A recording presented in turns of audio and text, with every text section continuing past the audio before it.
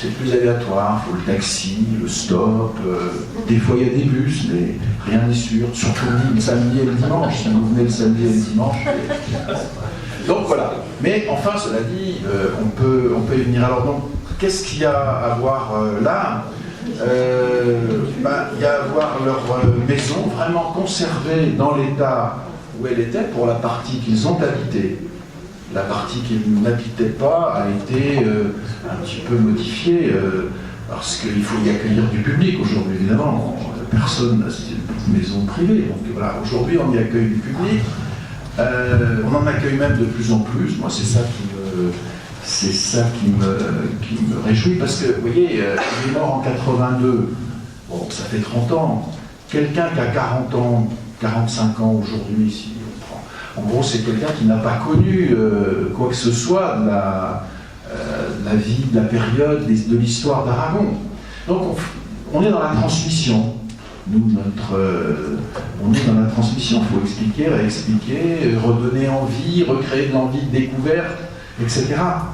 Alors, qu'est-ce qu'il y a à voir dans cette maison? Il y a à voir la partie qu'ils ont habitée, qui est conservée à l'identique. Je pense vraiment à peu près.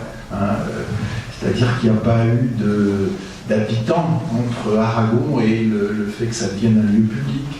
On dit c'est vraiment comme c'était quasiment le soir où on a fermé la clé, le soir de l'enterrement d'Aragon. Bon, il y a peut-être 2-3 choses qu'on peut changer ici ou là, mais enfin, globalement c'est comme ça, donc il y a une espèce d'authenticité qui ne se trouve pas dans des maisons, par exemple la maison de Victor Hugo à Paris, je dis pas ça pour dépiner les collègues, mais la maison de Victor Hugo à Paris, il n'y a rien que Victor Hugo y ait connu, on l'a reconstitué après coup dans l'esprit de Victor Hugo, etc.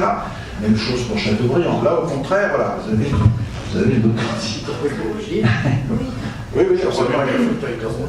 Oui, absolument. Alors, qui évidemment, parfois vieillissent un peu, le temps passe. Bon. Même chose, pour les deux êtres, ils sont enterrés dans le parc du Moulin. Et Elsa voulait être enterrée là à cause de deux êtres centenaires.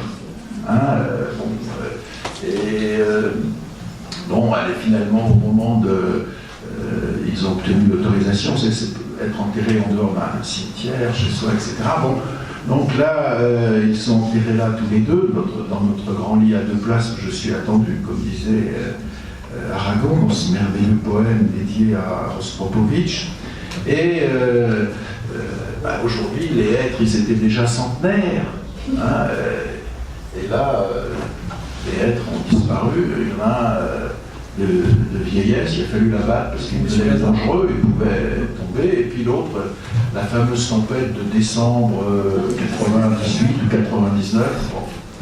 Ce qui fait que, vous savez, être ou ne pas être, voilà, la question maintenant, vous savez, il n'y a plus d'être, il n'y a plus néant, donc mais il n'y a plus d'être, mais il y a toujours la tombe, et c'est toujours évidemment un lieu de vie.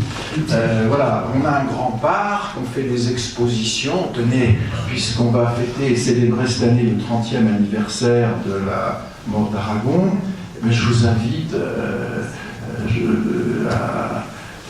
si ça vous fait envie, si ça vous dit, le 29 septembre, c'est un samedi soir, on va mettre les petits plats dans les grands. Alors Bernard Lavilliers va venir chanter Aragon, son Aragon à lui et les chansons de Lavilliers d'esprit aragonien. Donc ça va être un tour de chant un peu particulier. Et puis Denis Podalides et Didier Besace viendront lire des textes d'Aragon. Alors si vous êtes dans le coin, si ça vous dit, bon, ça va être une soirée un peu exceptionnelle. Voilà. Donc on y fait des expositions de sculptures, on y fait des colloques, on va y accueillir le séminaire d'Aragon au mois d'octobre, le 18 octobre. On va y accueillir des sculpteurs, des festivals de poésie, des poètes d'aujourd'hui qui viennent, surtout des scolaires. Moi, ce qui me fait plaisir, c'est que sur les presque 20 000 personnes qu'on a accueillies l'an dernier, il y avait 6 000 scolaires. On a des ateliers d'écriture, des ateliers d'art plastique, etc., qui font que, bon, ben, voilà, l'autre jour, j'étais là, à 16h30, au moment où un groupe de classe allait repartir dans son car, et j'entendais un petit môme qui disait à son copain: oh, dis donc, Aragon, c'est trop fort. C'est trop fort, on va pas rater notre coup. Voilà, donc, vous voyez, excusez-moi, c'est pas sur les grandes choses, hein, mais on voit bien, au fond, moi ce que je constate, c'est que les gens qui viennent aujourd'hui, ce ne sont pas des gens qui connaissent Aragon, qui viennent parce qu'ils le connaissent, parce qu'ils l'ont lu. Ils viennent pourquoi? Parce que c'est un lieu qui se visite, parce que c'est pas cher, parce que c'est à côté, parce qu'il y a quelqu'un qui a dit il faut aller là, enfin, etc. Les raisons sont multiples. Mais souvent, quand j'ai des groupes qui arrivent, et je leur dis alors, vous savez qui c'est Aragon? Et ils me regardent et ils disent bah non. Alors ils disent ah oui, si, c'est un homme célèbre. Et parce que la catégorie centrale, c'est homme célèbre aujourd'hui.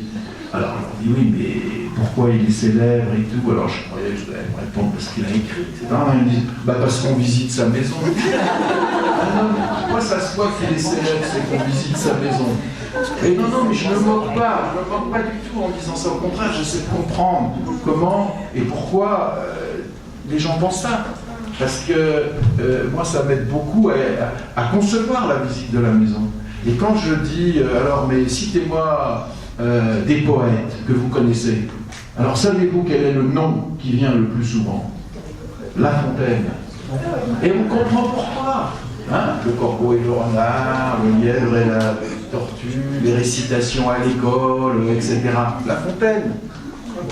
Et quand, vous voyez, pas Hugo, Baudelaire, Rimbaud, jamais, La Fontaine. Ça, c'est l'expérience, je l'ai faite, je ne sais pas, 50 fois. La Fontaine. Et quand vous demandez, alors, oui, d'accord, mais La Fontaine, grand poète, il y a 3 siècles, 4 siècles, un poète vivant d'aujourd'hui, là, vous pourriez rencontrer. Silence dans les rangs.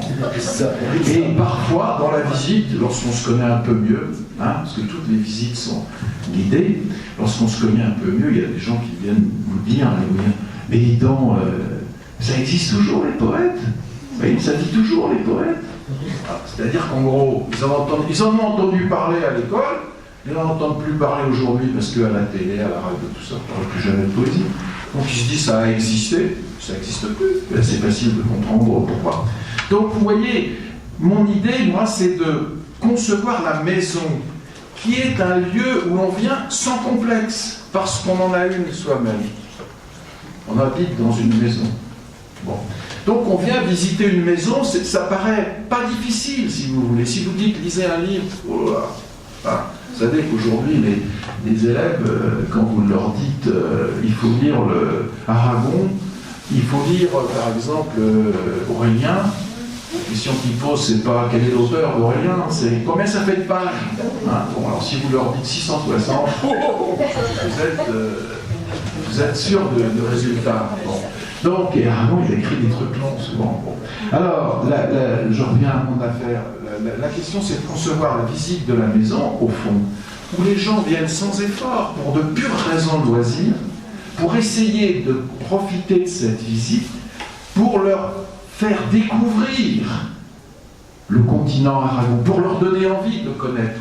Et donc, on a conçu la visite guidée comme une manière de faire parler les objets pour créer de l'envie de lecture, pour donner l'idée qu'Aragon, c'est pas un homme célèbre, c'est un écrivain. Et qu'un écrivain, ça peut bien sûr nous laisser sa maison, mais que le plus intéressant que ça nous laisse quand même, c'est ses textes. Bon. Et donc on utilise la maison pour aller au texte, vous avez compris, pour donner envie donner de l'envie de découverte des textes, quoi. Voilà. Et c'est comme ça qu'au fond, on arrive à être un peu connu. On présente beaucoup la maison dans la presse, à la télé, on a même vu des trucs à la télé, on a même vu le 20h de TF1. Ça, je ne sais pas si vous savez, mais ça veut dire 600 personnes le lendemain. Alors, on était débordés. Ça dure que le lendemain.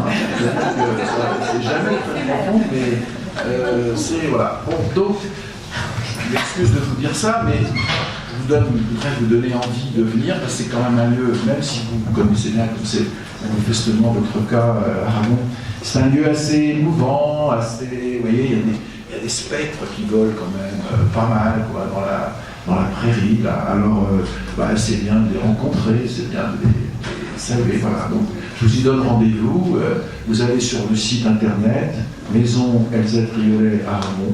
Vous avez les numéros de téléphone, le site, vous avez tout. Et vous pouvez y venir, vous y rendre quand vous voulez. On sera très heureux de vous accueillir. Merci, le rendez-vous est pris pour le 29 septembre, alors c'est ça. Donc, téléphonez là, parce que la location va vite. Hein. Donc les actualités des prochains mois, c'est donc la biographie Pierre Juquin, le 29 septembre à la maison, et aussi le dernier tome des œuvres romanaises. Peut-être un mot sur cette énorme édition des œuvres romanaises. Sur le moulin, juste un mot. Elsa se plaint beaucoup que Aragocha, qui a écrit à sa sœur, il y a les lettres d'Elsa à sa sœur. Aragocha n'écrit pas au moulin. Aragocha bûcheronne. Il est constamment dans la forêt, il tombe des arbres, il se fait manger par les fourmis rouges, il glisse dans la Rénarde, qui est le ruisseau qu'il traverse, il draine d'ailleurs la Rénarde, il revient, il transporte des quantités de bois beaucoup trop lourdes pour sa frêle silhouette, et Elsa, il maigrit, il n'arrête pas de resserrer ses pantalons. Bref, on se demande quand Aragon travaille. Parce que dans les lettres d'Elsa, il est toujours fourré dans la forêt. Quand vous verrez au moulin, vous verrez la forêt, elle est magnifique. Mais c'est Aragon qui l'a fait reculer, qui l'a drainé, qui l'a arrangé.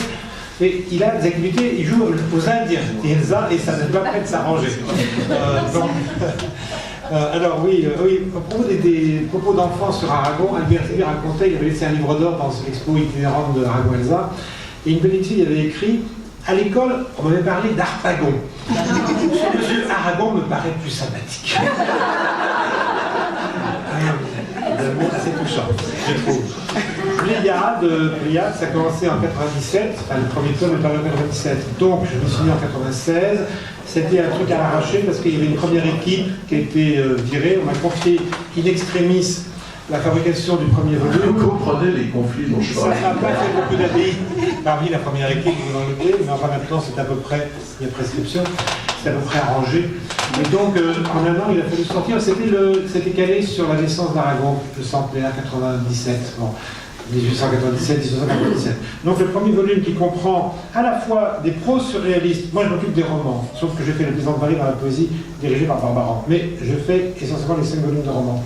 Donc il fallait réunir d'abord les proses surréalistes, et puis on a ajouté, c'est Philippe Forest qui l'a fait, les cloches de Bâle. Donc le premier volume, vous êtes passé du surréalisme au réalisme, c'est très intéressant comme, disons, passage. Parce que bien sûr, il y a une grande fracture apparente entre les textes surréalistes et le grand roman, le premier grand roman réaliste d'Aragon. Néanmoins, il y a aussi des continuités dont les universitaires font leur délice. Donc, ce premier tome couvre la période 17-33, 34. Et puis après, il y a les Beaucartier, les Voyageurs de l'Impériale, qui est un magnifique ouvrage qui a été mis à la grecque de lettres il n'y a pas très longtemps, je crois. Et puis, tome 3, il y a Aurélien et la première moitié des communistes, rédigé par Bernard Leliot, enfin examiné par lui. Et puis, pour faire vendre les communistes, il fallait le couper en deux, parce qu'un volume des communistes, c'était invendable. Donc Gallimard était content que ça tombe bien, ça tombe juste. Aurélien, la première moitié des communistes. La seconde moitié des communistes, la semaine sainte, excellent couplage. Là, c'est nickel. Et le tome 5, pareil, avec La mise à mort, Blanche et l'oubli, théâtre roman, c'est le plus gros, 3 romans. En octobre prochain, le 18 octobre. Mais évidemment, ça fait beaucoup de prose. Il est impossible de faire tenir Aragon en moins de 5 volumes Pléiade pour les romans. Et je peux vous annoncer qu'il y aura un 6e volume, actuellement en discussion, mais qui va être signé ces jours-ci, avec une nouvelle équipe, et qui sera sur les essais d'Aragon. Parce qu'Aragon est un auteur critique dont les essais sont immenses, sont parfaitement, disons, méconnus. Et moi, si je viens à Aragon en tant que philosophe, c'est parce qu'il y a une pensée d'écriture chez Aragon, il y a une pensée de la littérature. Il a constamment, toute sa vie, écrit dans les lettres françaises notamment, mais aussi quantité d'ouvrages critiques sur des auteurs tels que avait voulu Victor Hugo, La Lumière de Stendhal, les Chroniques du Bel Canto, puis La pluie et du beau temps, qui couvrent énormément, parce que c'est un prospecteur de poésie, c'est un prospecteur de choses à la fois très anciennes du côté du Moyen-Âge et très contemporaines. et puis étrangères. Alors, on ne pourra pas, dans ce volume, faire entrer les littératures soviétiques. Aragon a écrit 400 pages sur les littératures soviétiques. Ça, c'est paru en 1954. Mais aujourd'hui, ça n'a plus aucune actualité. Comment faire lire ça aujourd'hui? Or, ces littératures sont inconnues de nous. Les Abkhazes, les Kirghizes, c'est fou ce qu'il y a comme littérature au pluriel qui parle 100 langues, avec plusieurs religions, avec des histoires incroyables. Aragon dirigeait chez Gallimard la collection de littérature soviétique, elle aussi comme Fossoyé, évidemment, et en se dans l'oubli. Et pourtant, que d'auteurs il a fait connaître à travers cette littérature soviétique. Donc, je ne pense pas qu'on ait la place ou la force éditoriale de nous plonger dans cet ouvrage. Aragon s'y est plongé, de même qu'il a écrit une histoire de l'URSS, il a écrit une histoire de la littérature soviétique pour justement connaître la langue d'Elsa, connaître le contexte culturel d'Elsa et passer d'une civilisation à l'autre, passer par-dessus le rideau de fer, ses écritures, ses romans, de même que les lettres françaises servaient à infiltrer à l'Est Jean-Luc Godard, Rob Grillet, le Guépard de Visconti, enfin le cinéma je veux dire, etc. Enfin il a exporté énormément de choses qui nous ravissaient à l'Ouest. Et donc quand même les Tchèques, les Polonais, les Russes, les Hongrois ont plus ou moins profité grâce aux lettres françaises, jusqu'à ce que les Soviétiques coupent le robinet, parce que Aragon a pris des positions inconciliables avec eux autour de Prague 1968, et la célèbre préface de la plaisanterie de Conera. Donc Aragon a préfacé de façon tonitruante. Et donc ça, c'était le coup d'arrêt, le coup de de nos lettres françaises. Et d'où la disparition des lettres françaises, qui était une disparition politique, en 72. Bon, mais enfin, ça servait de passage des lettres françaises. Et dans ces fameuses lettres, moi je me replonge aujourd'hui parce que nous préparons l'édition à venir du tome et ses critiques. Aragon donnait chaque semaine, mais parfois le papier faisait 5 pages de lettres françaises. Je ne sais pas si vous avez en tête le format des lettres françaises, en petits caractères. C'était des fleuves, n'est-ce pas, d'écriture, car Aragon, bon, les lecteurs n'en demandaient pas tant. Mais Aragon en donnait par-dessus la tête, n'est-ce pas, en lecture, voilà. Et c'était des pages inouïes, incroyables, dont beaucoup ne sont jamais réédités, au-delà des lettres françaises. Donc il y a un énorme gisement à sauver de ces textes critiques. Et ceci depuis, bien sûr, l'époque surréaliste. Donc Aragon n'est pas seulement un créateur de romans et un immense poète, c'est aussi, et j'espère que ce tome le fera voir, c'est aussi un immense penseur et critique de la littérature, sans parler des arts, la peinture, mais les essais sur l'art, sur la peinture sont à peu près édités maintenant chez Flammarion. Il reste à faire le travail pour la littérature proprement dite. Et les essais critiques d'Aragon, rien qu'en littérature, nous ne tiendrons pas dans un pléiade, mais on fera des coupes, n'est-ce pas Josette? Puisque tu es là pour être toi aussi qui va faire arrêter cette équipe. Voilà, donc il y a du boulot, on n'a pas fini en effet avec... mais c'est du bonheur, c'est agréable de retrouver tout ça. Oui, je crois que Pierre ne peut pas parler de lui, mais Pierre Donneau. Comment voulez-vous que je parle d'un livre que je n'ai pas encore relu? Enfin, je suis en train de corriger. Dans le dernier chapitre, le Fou d'Elsa déjà écrit, et qui va sortir à peu près en même temps que le dernier tome, enfin l'avant-dernier tome de la Pléiade. Je trouve que c'est important qu'on fasse ce que vient de dire Daniel Cugnot, parce qu'effectivement, ne publier que les romans et les poèmes, c'est tronquer énormément l'œuvre d'Aragon. Il y a énormément de choses, et pas seulement littéraires. Puis pour lui, la littérature, la lettre française, le débat sur ce qui se passe en Union soviétique, c'est littéraire et c'est très politique, très idéologique. Il intervient d'ailleurs directement dans les débats qui se déroulent là-bas, en Union soviétique, entre écrivains, l'Union des écrivains, etc. Je crois que ça va être une grande richesse importante. Moi, à la limite, je pense qu'il faudrait publier. Alors jusqu'en 30, quelque chose comme ça, c'est publié chez Stock par notre ami Bernard Leliot, excellent.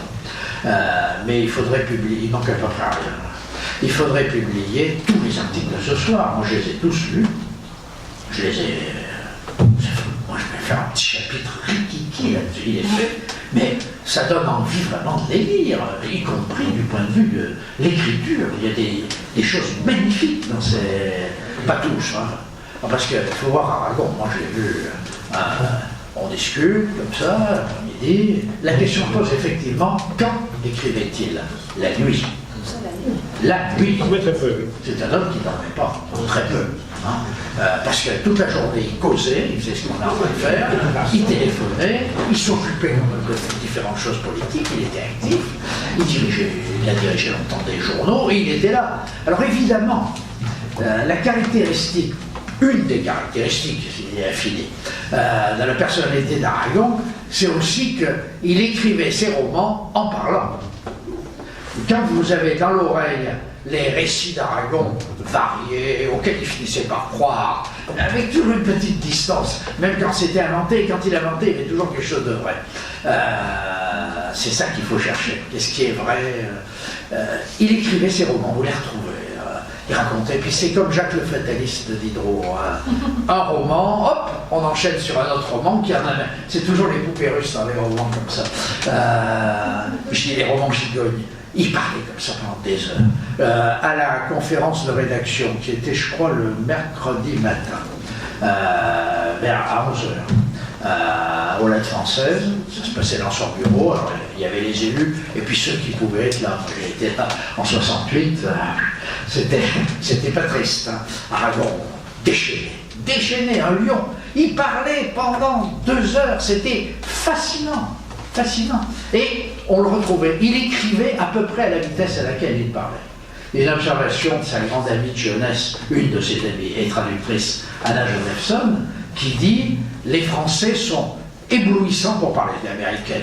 Hein. » Mais lui, il avait cette qualité qu'il écrivait comme il parlait. Alors que la plupart des Français, il y a un grand intervalle entre leur brio oral et leur difficulté à écrire. Lui, quand vous le lisez, en général, vous l'entendez. Vous l'entendez. Très souvent. Ce qui fait d'ailleurs qu'il y a une voix intérieure dans ses romans qui est toujours là. Pas dans l'histoire de l'URSS, où là il a fait un effort d'objectivation.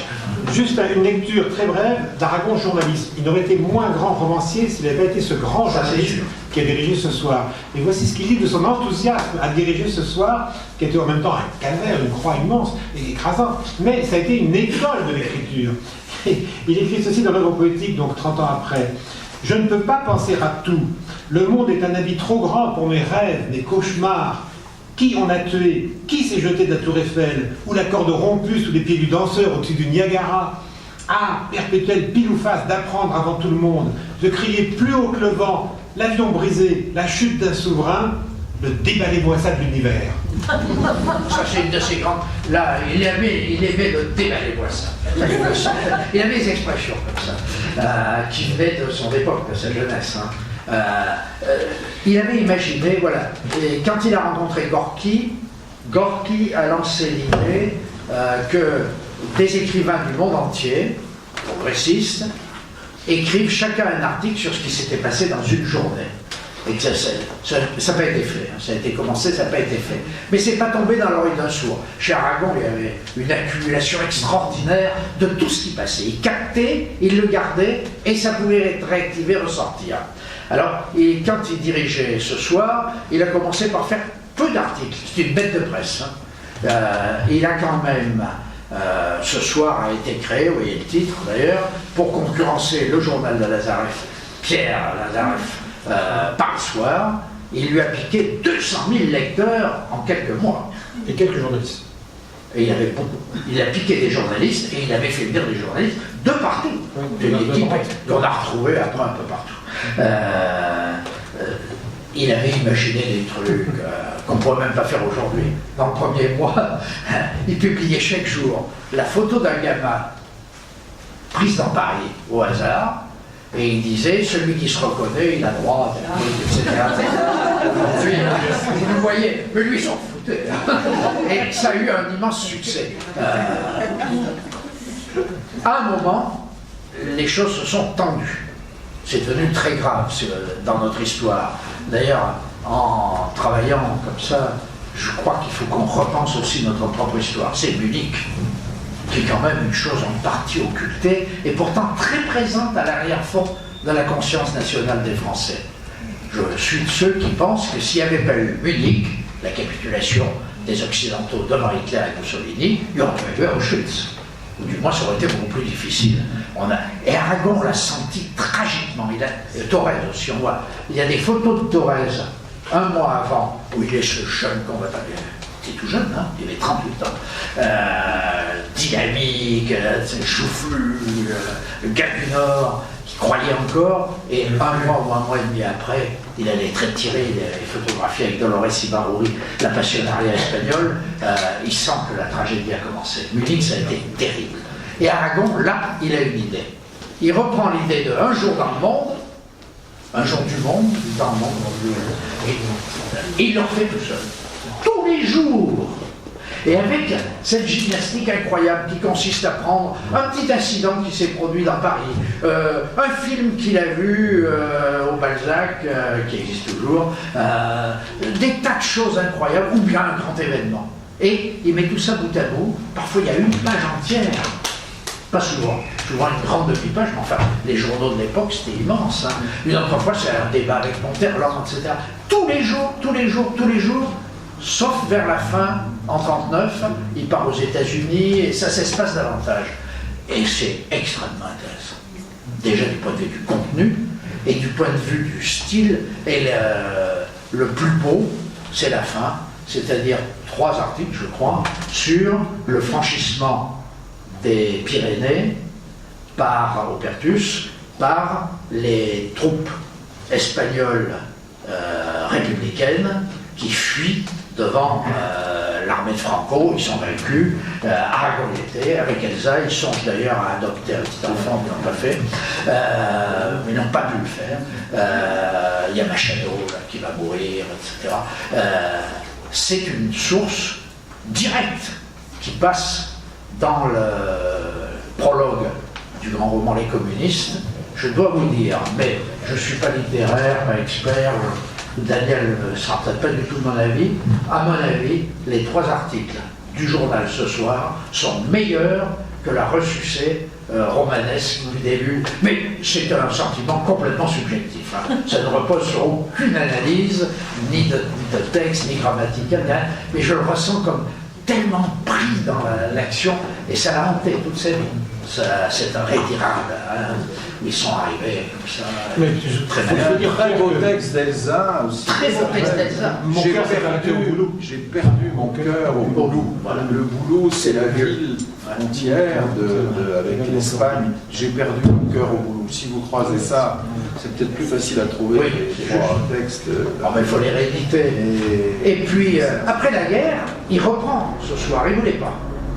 Duclos, il passe un pacte avec Jacques Duclos, qui a placé Thorez encore à Moscou, officiellement dirigeant de parti dans la clandestinité sur le territoire national. Et il écrit quelques articles, une série, pendant un mois, où il les resigne du pseudo, de l'un des pseudos qu'il avait pris pendant la guerre, François Lacolère. Alors là, malheureusement, il y a eu une thèse excellente de Lavoine, mais qui sur ce plan se trompe complètement. Ça, c'est la question de l'analyse politique. Il dit Aragon voulait en découdre, c'est tout le contraire. Il est affolé par le fait qu'il y a encore des groupes FTP, Gallois par exemple et d'autres, qui veulent faire la révolution, garder les armes, et Thorez est arrivé, elle dit il faut arrêter les bêtises. Hein, c'est pas le rapport des forces, on ne peut pas mettre la France à feu et à sang, enfin tout ce qu'on peut dire. Tu dois avoir raison, vous pouvez en juger chacun d'entre vous, mais Aragon est complètement du côté de Thorez, et il écrit 25 ou 30 articles, enfin un par jour, même le dimanche, François Lacolère, où il y a des textes admirables au point de vue du contenu politique. Par exemple, il y a un texte où il réfute, alors c'est très bref, les 4 anti. Il ne faut pas être anti-militariste, il ne faut pas être antisémite, il ne faut pas être anticlérical, mais il ne faut pas être non plus anticommuniste. C'est écrit avec un brio. Et je pense que là aussi, il y a des choses qui font réfléchir jusqu'à aujourd'hui. Hein? C'est un homme qui avait une ligne. À partir du moment, il a mis du temps à la trouver. Hein? Il a commencé comme un nanar. Je pense même qu'il a été un petit peu gêné dans certains groupes anarchistes. Du moins, il a écrit dans leur presse. C'est très difficile à trouver. Le lui rechercher un peu, on n'y arrive pas bien. Mais il était très anarchiste. Ensuite, quand il vient au Parti communiste, là, il y a la légende. Hein. On lui a attribué, j'étais là, le titre d'un communiste de 1927. le jour des rois. Il a adhéré au parti. Et il s'appelait Louis aussi. En 1977, en 1967, en 1967 que le congrès du parti l'acclame à Levallois. En réalité, il a adhéré au parti à ce moment-là, et puis il est allé se balader dans l'Italie mussolinienne, dans l'Espagne pré-franquiste, etc. Et il apparaît très peu dans sa cellule, on ne sait pas,